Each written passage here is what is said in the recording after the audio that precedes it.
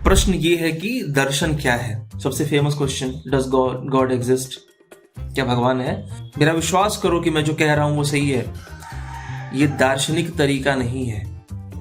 दर्शन विश्वास करने के लिए कभी नहीं कहता। दर्शन क्या है? मनुष्य एक चिंतनशील प्राणी है। सोचना मनुष्य का विशिष्ट गुण है। पशुओं से आगे तो आ गए, पर पशुओं वाली वृत्ति अभी भी वहीं की वहीं है।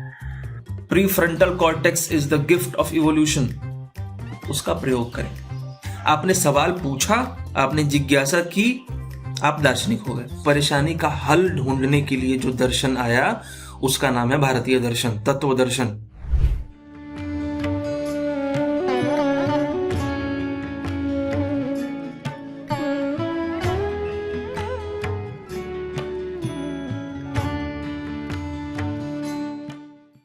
नमस्कार, आप देख रहे हैं हिंदी घराना और मैं हूं आदित्य। आज बात करेंगे एक प्रश्न के ऊपर। परसों सैटरडे का एक वाकया है कि मैं अपने इंस्टीट्यूट में बैठा था और एक स्टूडेंट आया केमिस्ट्री वाली मैम के पास और कुछ होमवर्क था शायद। तो मैम ने पूछा कि होमवर्क दिखाओ, तो उसने कहा कि मैंने होमवर्क नहीं किया है। और उसके बाद वो अपने तर्क देने लगा कि उसने होमवर्क क्यों नहीं किया है। तो तर्क देते देते उसने कुछ ऐसे बड़ी बातें करना शुरू कर दी। तो मैम ने गुस्सा दिखाया और कहा कि ज्यादा दार्शनिक मत बनो, जाओ और काम पूरा करके आओ। अब उस बच्चे ने पूछा कि मैम दार्शनिक क्या होता है, दार्शनिक कौन होता है, मैं दार्शनिक ना बनूं इसका क्या मतलब है? तो मैम ने कहा कि ये सवाल आउट ऑफ सिलेबस है। तुम तो एटम या मॉलिक्यूल्स वाले चैप्टर से कुछ पूछ सको तो पूछो, वरना यहाँ से जाओ। तो वो बेचारा चला गया। अब मैं वहीं बैठा था तो मुझे ना एक प्रश्न कौंधा, या कहें कि एक विचार आया कि ये प्रश्न जाने कितने लोगों के मन में होता होगा कि दर्शन क्या होता है, दार्शनिक कौन होता है। मेरे भी मन में आया था बहुत पहले। तो मैंने सोचा कि इस बात का जवाब दिया जाए, इस बात पे बात की जाए। अच्छा, प्रश्न कोई ना भी पूछे और आपको किसी विषय पे ज्ञान हो, आपको कुछ बातें पता हो, तो आप उस व्यक्ति के मन में, आप किसी के मन में प्रश्न आरोपित कर सकते हैं और तब उसका जवाब दे सकते हैं। अब हो सकता है आप कहें कि ये तो जबरदस्ती हुई, क्यों किसी के मन में प्रश्न आरोपित करना, जब उसे पूछना होगा तो स्वयं पूछेगा। भाई साहब, क्या पता वो बहुत जरूरी प्रश्न हो और कुछ लोग पूछें ही ना, पूरे जीवन काल में कभी ना पूछें क्योंकि उन्हें पूछने की जरूरत महसूस ना हो। अब आप कहेंगे कि जरूरत महसूस नहीं हुई तो बताने की क्या जरूरत है? अगर जरूरत महसूस होती तो वो पूछता। ऐसी बहुत सी जरूरी चीजें हैं जिनकी जरूरत हमें महसूस नहीं होती है पर हमें उनकी जरूरत होती है। उदाहरण के तौर पे, हम में से कई लोग ओवरवेट होते हैं, 70, 80, 90 के होते हैं। हमारा बीएमआई खराब होता है तो हमें जरूरत तो है एक्सरसाइज करने की, पर हमें जरूरत महसूस नहीं होती। क्यों? क्योंकि हम आलसी हैं। तो वैसे ही सही प्रश्न पूछने की जरूरत जरूरी नहीं है कि सबको महसूस हो। तो अगर आप में कुछ बौद्धिक क्षमता है, अगर आप थोड़े पढ़े लिखे गए हैं संयोग से, तो कुछ लोगों के जो आपके निकट हैं उनके मन में प्रश्न आरोपित करना सीखिए। उनको पहले प्रश्न बताइए, फिर उसका उत्तर बताइए। ये आपने देखा होगा, जो ज्ञानी किस्म के लोग होते हैं, जो आध्यात्मिक गुरु होते हैं, स्पिरिचुअल मास्टर्स होते हैं, आपने देखा होगा कि उनसे कोई प्रश्न जब पूछा जाए तो वो उस प्रश्न का सीधा जवाब नहीं देते। आप उनसे पूछेंगे कि राम का रंग गोरा क्यों है और उसी का भाई है श्याम, उसका रंग काला क्यों है, तो वो इस प्रश्न का जवाब नहीं देंगे। वो बोलेंगे कि राम जो है वो उतना अच्छा लड़का नहीं है जितना तुम उसे समझते हो। राम में दोष भी हैं, तुम्हें गुण ही गुण दिखते हो वो अलग बात है, राम में दोष भी हैं। अब आप सोचेंगे कि मैंने ये प्रश्न नहीं पूछा था पर गुरुजी ये जवाब दे रहे हैं। तो गुरुजी ये देख पा रहे हैं कि तुम्हें राम से ईर्ष्या है, तुम्हें राम से जलन है। तुम्हारा प्रश्न ये नहीं है कि राम का रंग गोरा क्यों है, तुम्हारा प्रश्न ये है कि राम इतना अच्छा क्यों है, राम को खराब कैसे किया जाए, या मैं राम जैसा कैसे बनूं। तो गुरुजी उसका जवाब दे रहे हैं कि राम इतना भी अच्छा नहीं है, राम को देखकर तुम इन्फीरियोरिटी मत फील करो, राम में कुछ दोष भी हैं। आपको लगेगा कि गुरुजी ने गलत प्रश्न का जवाब दिया है, पर गुरुजी ने सही प्रश्न का जवाब दिया है। खैर, तो प्रश्न ये है कि दर्शन क्या है। तो एक तो इसका जवाब ये हो सकता है कि मैं आपको बताऊं दर्शन क्या है, कि दर्शन देखना और देखकर प्रश्नाकुलता दिखाना। कोई चीज मैंने देखी, ये पंखा मैंने देखा और मैंने पूछा कि ये पंखा क्या है। ये पंखा हवा देता है, कैसे देता है? क्या हवा बनाता है ये, या हवा लेकर देता है किसी से? इस तरह के प्रश्न। तो दर्शन देखना और देखकर क्यूरियोसिटी दिखाना, पूछना, प्रश्न पूछना, ज्ञान के प्रति अनुराग दिखाना, ज्ञान के प्रति रुझान दिखाना, ये दर्शन है। पर फिर मैंने सोचा कि नहीं, मैं ज्ञान भगा रहा हूं, इससे अच्छा है कि किसी ऑथेंटिक किताब को लेकर के उससे पढ़ दिया जाए कि दर्शन क्या है। तो ये किताब है भारतीय दर्शन की रूपरेखा, प्रोफेसर हरेंद्र प्रसाद सिन्हा की। इसके पहले ही पृष्ठ पे ये सवाल है कि दर्शन क्या है, और मैं आपके लिए पढ़ने जा रहा हूं कि दर्शन क्या है। ध्यान से सुनिएगा क्योंकि विषय बहुत गूढ़ है, बहुत गहरा है। मनुष्य एक चिंतनशील प्राणी है। सोचना मनुष्य का विशिष्ट गुण है। इसी गुण के फल स्वरूप वह पशुओं से भिन्न समझा जाता है।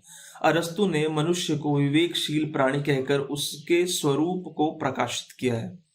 बुद्धि की प्रधानता रहने के फलस्वरूप मनुष्य विश्व की विभिन्न वस्तुओं को देखकर उनके स्वरूप को जानने का प्रयास करता रहा है। मनुष्य की बौद्धिकता उसे अनेक प्रश्नों का उत्तर जानने के लिए बाध्य करती रही है। वे प्रश्न इस प्रकार हैं: विश्व का स्वरूप क्या है? उसकी उत्पत्ति किस प्रकार हुई और क्यों हुई? विश्व का कोई प्रयोजन है अथवा प्रयोजनहीन है, निष्प्रयोजन है, अकारण है? आत्मा क्या है? जीव क्या है? ईश्वर है अथवा नहीं है? सबसे famous question, does God exist? क्या भगवान है?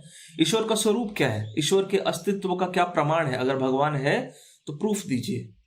कुछ लोग आजकल कहते हैं सोशल मीडिया पे, जो बहुत बाबाओं का कल्चर चला है। मैंने सुना एक दिन एक बाबा कह रहे थे कि किसी ने एक प्रश्न पूछा कि भगवान है, ये बात कैसे पता चले, मालूम कैसे चले? तो उन्होंने पूछा कि तुम्हारे पिताजी का नाम क्या है? तो उसने कुछ बताया कि मेरे पिताजी का नाम फलाना है।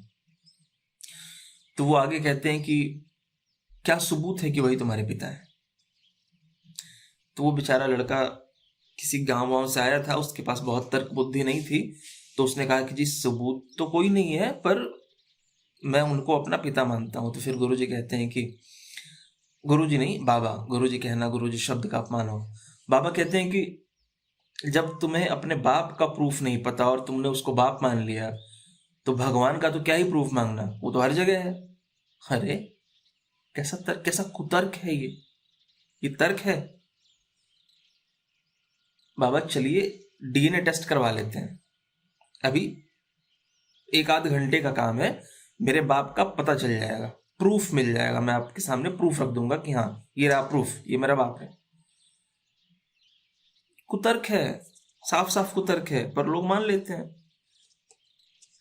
अब ऐसे बाबाओं के पास जो लोग जाते हैं वो थोड़ा कम पढ़े लिखे लोग होते हैं, गांव के परिवेश से आए हुए लोग होते हैं, तो उन्हें बहुत सवाल जवाब करने का ढंग, तरीका, तौर तरीका नहीं पता होता। खैर, तो आगे के प्रश्न है कि जीवन का चरम लक्ष्य क्या है? हम पूछते रहते हैं ना, what is purpose of life? जीवन क्यों मिला है, और मिला है तो किस लिए मिला है? सत्ता का स्वरूप क्या है? ज्ञान का साधन क्या है? सत्य ज्ञान का स्वरूप और सीमाएं क्या है? शुभ और अशुभ क्या है? उचित और अनुचित क्या है? नैतिक निर्णय का विषय क्या है? व्यक्ति और समाज में क्या संबंध है? इत्यादि इत्यादि। ये प्रश्न है कि मनुष्य किस प्रकार के प्रश्न करता है। आगे है कि दर्शन इन प्रश्नों का युक्ति पूर्वक उत्तर देने का प्रयास है। दर्शन में इन प्रश्नों का उत्तर देने के लिए भावना या विश्वास का सहारा नहीं लिया जाता, ध्यान रखिएगा। दर्शन में इन प्रश्नों का उत्तर देने के लिए भावना या विश्वास का सहारा नहीं लिया जाता। आप किसी से प्रश्न करें और वो कहे कि मेरा विश्वास करो, मेरा विश्वास करो कि मैं जो कह रहा हूं वो सही है, ये दार्शनिक तरीका नहीं है। दर्शन विश्वास करने के लिए कभी नहीं कहता। दर्शन क्या है? बुद्धि का प्रयोग, दर्शन में बुद्धि का प्रयोग किया जाता है। इन प्रश्नों के द्वारा ज्ञान के लिए मानव का प्रेम या उत्कंठा का भाव व्यक्त होता है। इसलिए फिलॉसफी का अर्थ ज्ञान, प्रेम या विद्यानुराग होता है। Love for wisdom, love for knowledge, ज्ञान प्रेम, विद्यानुराग, विद्या के प्रति अनुराग, विद्या के प्रति रुझान। तो फिलॉसफी का जो लिटरल अर्थ है, शाब्दिक अर्थ है, वो ये है ज्ञान के प्रति प्रेम, प्रज्ञा के प्रति प्रेम।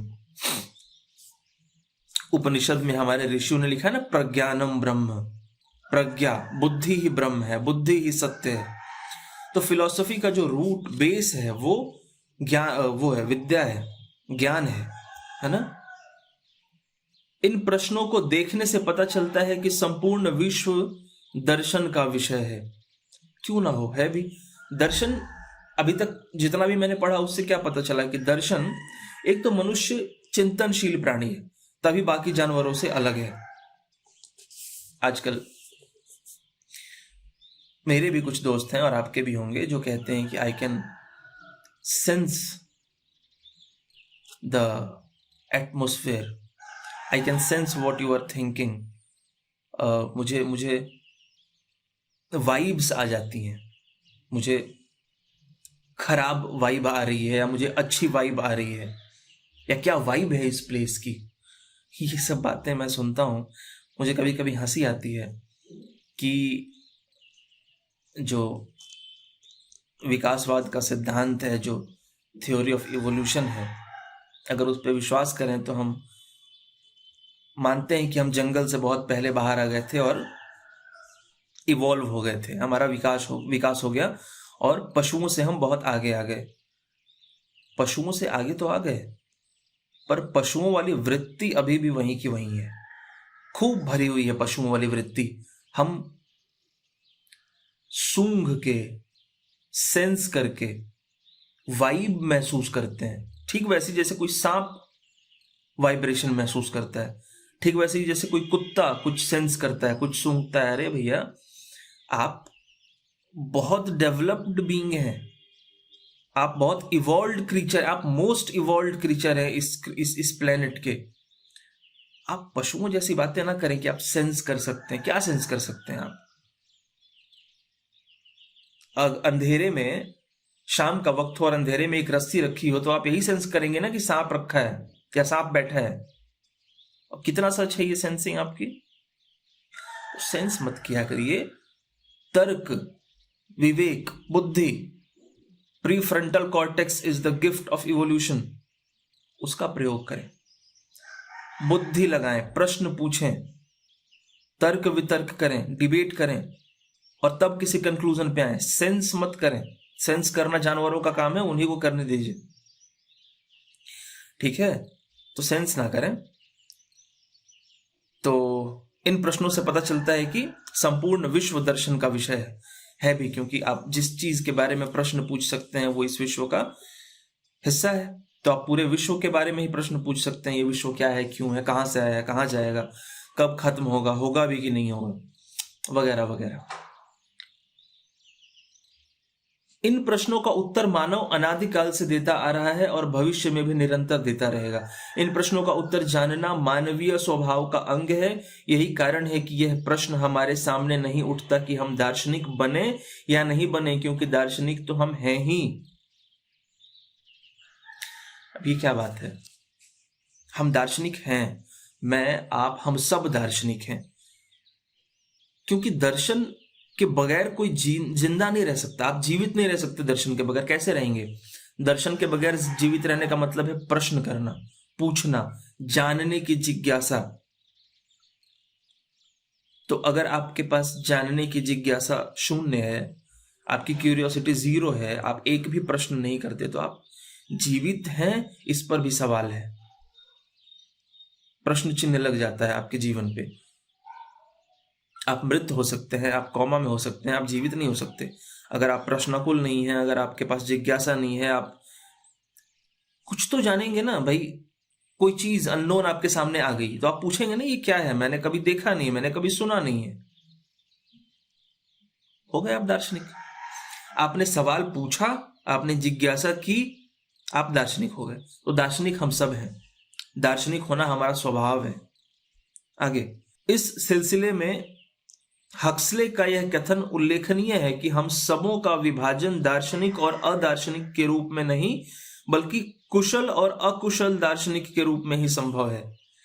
तो ये प्रश्न नहीं है कि मैं दार्शनिक हूं और आप दार्शनिक नहीं हैं, या हम में से कौन कौन दार्शनिक है, कौन कौन दार्शनिक नहीं है, ये प्रश्न नहीं है। प्रश्न है कि हम में से अच्छा दार्शनिक कौन है और बुरा दार्शनिक कौन है। तो कुशलता और अकुशलता का भेद है। एक शेर है, मुझे याद आ रहा है कि शेर अच्छा या बुरा नहीं होता, या तो होता है या नहीं होता। पता नहीं मैंने क्यों पढ़ा ये शेर, पर ठीक है। भारत में फिलॉसफी को दर्शन कहा जाता है। दर्शन शब्द दृश्य धातु से बना है, जिसका अर्थ है जिसके द्वारा देखा जाए। भारत में दर्शन उस विद्या को कहा जाता है जिसके द्वारा तत्व का साक्षात्कार हो सके। भारत का दार्शनिक केवल तत्व की बुद्धि व्याख्या से ही संतुष्ट नहीं होता, बल्कि वह तत्व की अनुभूति प्राप्त करना चाहता है। ये डिबेट भी, ये बातचीत भी आपने बहुत सुनी होगी कि सिर्फ थ्योरी काफी नहीं है, सिर्फ शब्द काफी नहीं है। अनुभव कहाँ है? अनुभव हम हमारे समाज में अनुभव पे बहुत जोर रहता है, कहीं ना कहीं यहीं से आ रहा है वो। उसका आधार यही है कि हम सिर्फ ज्ञान, हम कहते हैं ना ज्ञान मत बघारो, करके दिखाओ। ये मत बताओ तुम क्या जानते हो, ये दिखाओ कि तुम क्या जानते हो।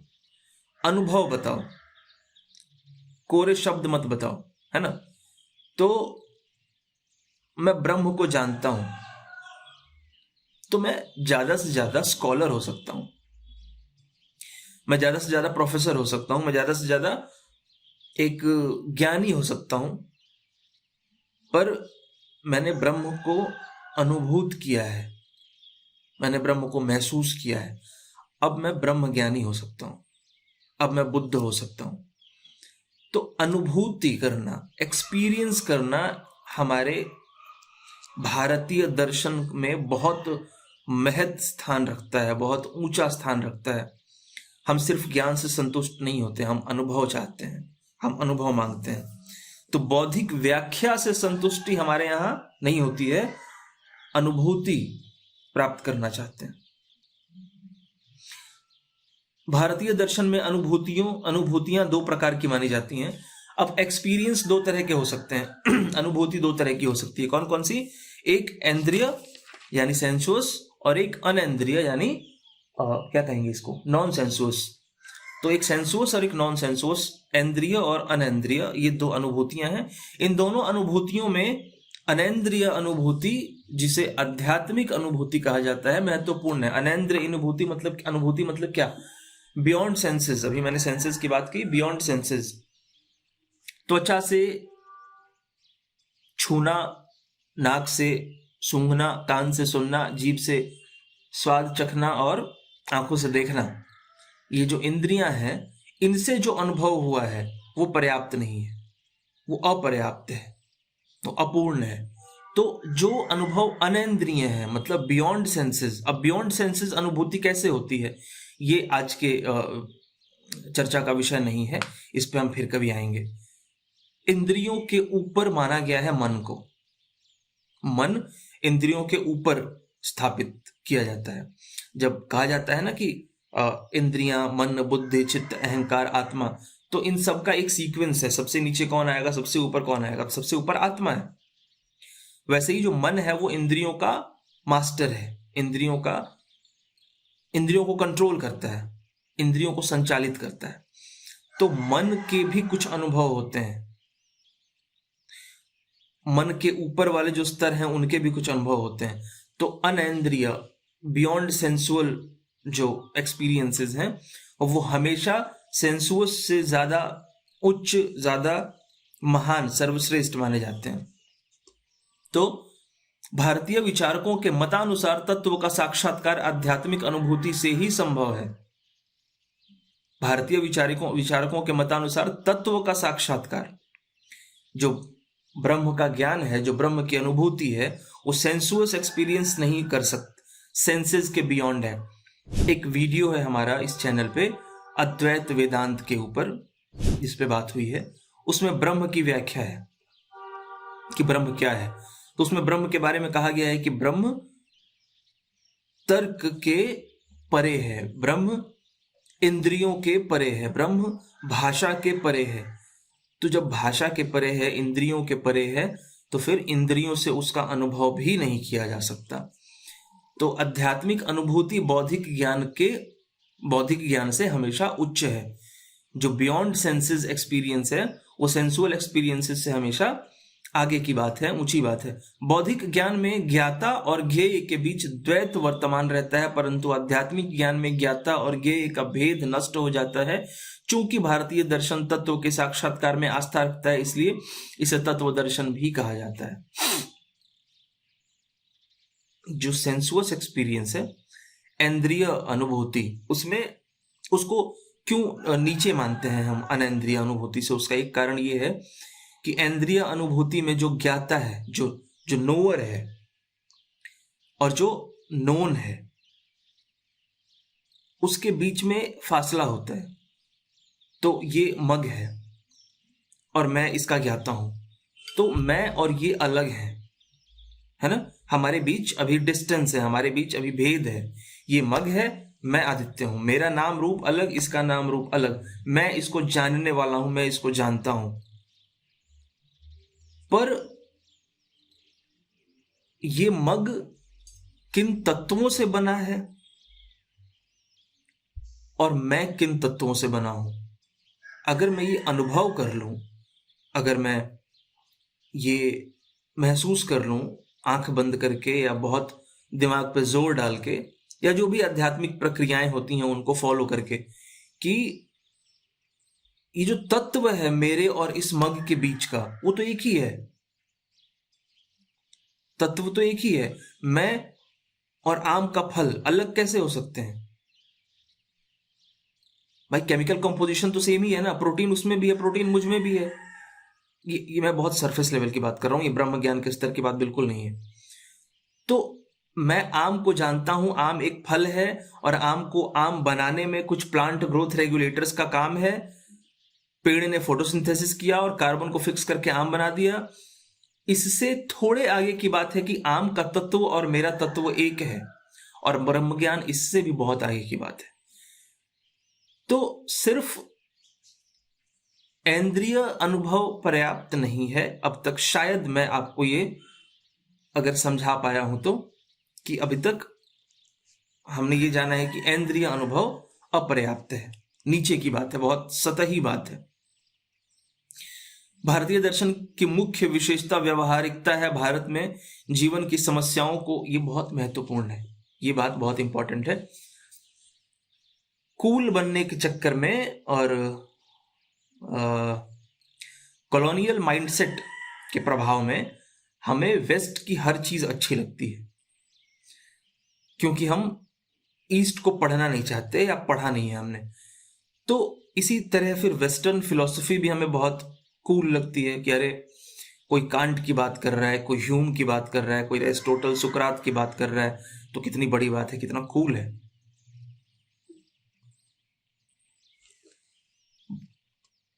कौन सा कूल है, कौन सा अच्छा है, कौन सा बुरा है, ये इस बात का फैसला तब होगा जब हम दोनों को पूरी तरह पढ़ेंगे और समझेंगे कि वेस्टर्न फिलॉसफी और ईस्टर्न फिलॉसफी का ओरिजिन कैसे हुआ, किन वैल्यूज से, किन रिक्वायरमेंट्स से कैसे ओरिजिनेट हुआ है, जरूरत क्या महसूस हुई बनाने की। तो जब ओरिजिन पढ़ोगे कि भारतीय दर्शन का ओरिजिन क्या है, कहां से आया ये दर्शन, और जब वेस्टर्न फिलॉसफी की ओरिजिन पढ़ेंगे तो पता चलेगा कि दोनों में कितना भेद है। प्रोफेसर यहां लिखते हैं कि भारतीय दर्शन की मुख्य विशेषता व्यवहारिकता है। भारत में जीवन की समस्याओं को हल करने के लिए दर्शन का सृजन हुआ है। जब मानव ने अपने जीवन को, अपने को दुखों के आवरण में घिरा हुआ पाया, तब उसने पीड़ा और क्लेश से छुटकारा पाने के लिए कामना की। इस प्रकार दुखों से निवृत्ति के लिए उसने दर्शन को अपनाया। इसलिए प्रोफेसर हिरियाना ने कहा है, पाश्चात्य दर्शन की भांति भारतीय दर्शन का आरंभ आश्चर्य एवं उत्सुकता से न होकर जीवन की नैतिक एवं भौतिक बुराइयों के शमन के निमित्त हुआ था। हमने भारत में आश्चर्य और उत्सुकता, वंडर और क्यूरियोसिटी से दर्शन को नहीं जन्म दिया है। हमने जरूरतों को समझकर उनके सॉल्यूशन ओरिएंटेड होकर के सोचा, और तब जो विचार डेवलप हुआ, तब जो दर्शन आया, वो है भारतीय दर्शन। जीवन में दुख है, मैं दुखी रहता हूं, मैं अपने विचारों से परेशान रहता हूं, मैं रोता रहता हूं, मैं परेशान हूं, मैं हर चीज से परेशान हूं, मैं अपने घर से परेशान हूं, समाज से परेशान हूं, अपने दोस्तों से परेशान हूं, खुद से परेशान हूं। इस परेशानी का हल ढूंढने के लिए जो दर्शन आया, उसका नाम है भारतीय दर्शन, तत्व दर्शन। तो हमने क्यूरियोसिटी से नहीं बनाया है दर्शन, जीवन की परेशानियों को हल करने के लिए बनाया है दर्शन। इसीलिए बहुत गहरा है ये दर्शन, सबसे गहरा है ये दर्शन। वो बिजनेस स्कूल्स में सिखाते हैं ना कि बिजनेस सबसे अच्छा वो होता है जो प्रॉब्लम्स ढूंढे और उसका सॉल्यूशन दे। आप मार्केट में जाएं, घूमें और देखें कि मार्केट में अभी लूप होल कहाँ है, क्या प्रॉब्लम फेस कर रहे हैं कस्टमर्स। अगर आप वो प्रॉब्लम सॉल्व कर दिए तो आपका बिजनेस मॉडल सक्सेसफुल है। पर अगर आप शौकिया बिजनेस कर रहे हैं, आपके दिमाग में कहीं से आप फिल्म देख के कुछ, अच्छा ये तो बहुत चलेगा मेरे शहर में, जरूरत हो या ना आपको नहीं पता है। आपको नहीं पता कि आपका पोटेंशियल कस्टमर जो है उसको इस चीज की जरूरत है कि नहीं, आपका मार्केट अलाउ करता है कि नहीं, कुछ नहीं जानते आप।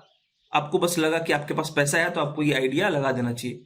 ऐसे बिजनेसेस फेल होते हैं।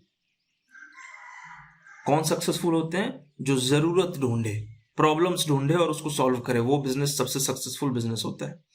वहीं से हमारा भारतीय दर्शन भी आ रहा है। आगे क्या है? मोक्ष का अर्थ है दुख से निवृत्ति। यह एक ऐसी अवस्था है जिसमें समस्त दुखों का अभाव होता है। दुखाभाव अर्थात मोक्ष को परम लक्ष्य मानने के फल स्वरूप भारतीय दर्शन को मोक्ष दर्शन कहा जाता है। मोक्ष की प्राप्ति आत्मा के द्वारा मानी गई है। यही कारण है कि चारवाक को छोड़कर सभी दर्शनों में आत्मा का अनुशीलन हुआ है। आत्मा के स्वरूप की व्याख्या भारतीय दर्शन के अध्यात्मवाद का सबूत है। भारतीय दर्शन को आत्मा की परम महत्ता प्रदान करने के कारण कभी कभी आत्मा विद्या भी कहा जाता है। अतः व्यवहारिकता और आध्यात्मिकता भारतीय दर्शन की विशेषताएं हैं। ये प्रश्न था कि दर्शन क्या है। मुझे लगता है कि आपको कहीं ना कहीं ठीक ठाक, थोड़ा बहुत और संतोषजनक जवाब मिला हो। अगर मिला है तो हमारे इस चैनल को और देखें, लाइक करें, शेयर करें अपने दोस्तों के साथ, थोड़ा सराहें हमें भी, हम भी थोड़ा आगे बढ़ेंगे और अच्छी अच्छी चीजें लेकर के इस चैनल पे आएंगे। तो थोड़ा समर्थन करें हमारा। धन्यवाद।